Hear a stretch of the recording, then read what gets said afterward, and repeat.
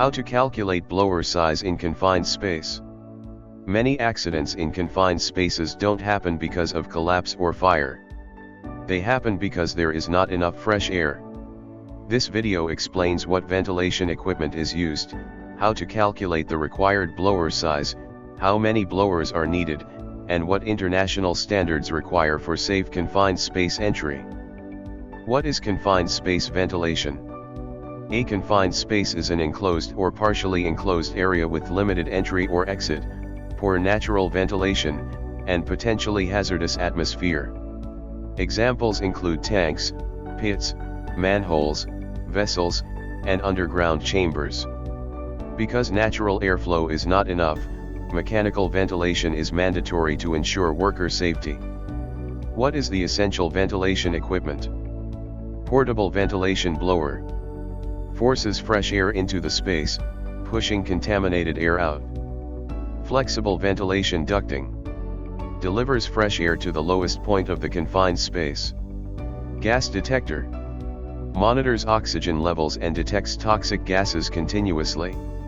This equipment is required by OSHA, NFPA, and ISO standards for safe confined space entry. Calculating the correct blower size is not guesswork, it's a calculated safety control based on international standards.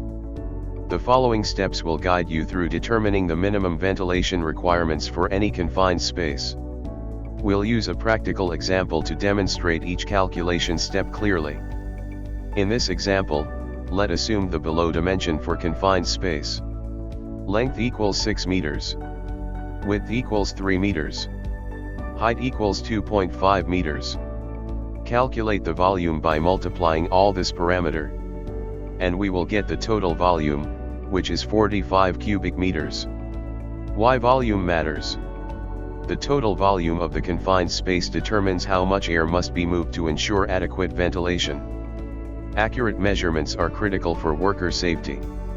Always measure the entire enclosed volume, including any recesses or extensions that could trap contaminated air. Select air changes per hour, ACH. International standards recommend minimum air changes per hour based on the type of work being performed.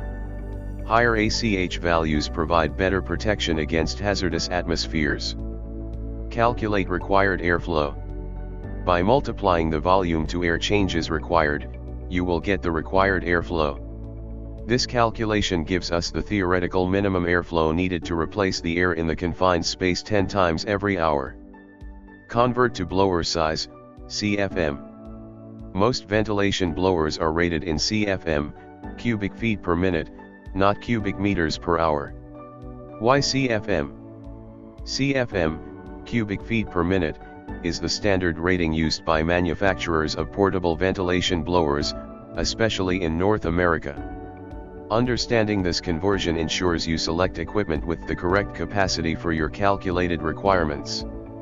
Apply safety factor. In real site conditions, airflow is reduced by long ducting, bends, leakage, and friction losses.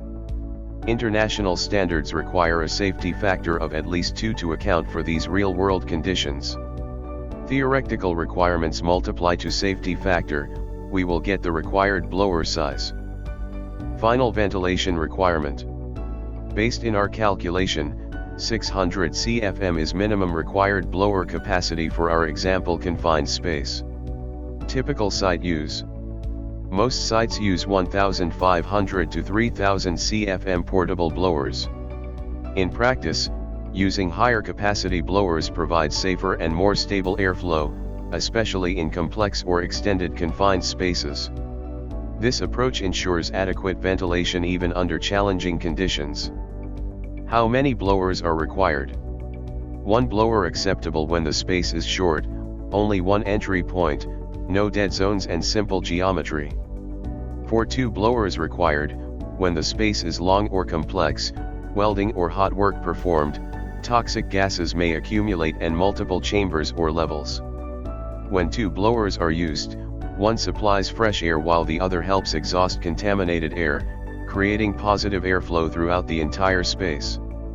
Before anyone enters a confined space, there must always be at least 2 people involved. If one person is working inside, another person must remain outside as a standby person at the entry point. Standby person will stay at entry point.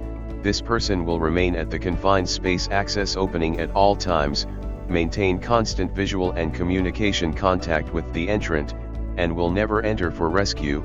He will immediately initiate emergency response if something goes wrong. This requirement is clearly stated in OSHA confined space regulations and ISO occupational safety management systems. This rule alone has prevented countless fatalities worldwide. This is mandatory training requirements.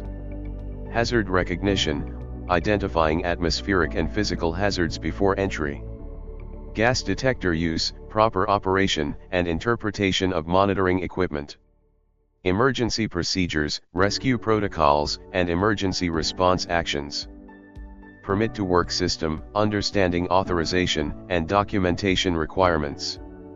Confined space ventilation is not guesswork, it is a calculated safety control based on international standards including OSHA 29 CFR 1910.146, NFPA 350, and ISO 45001.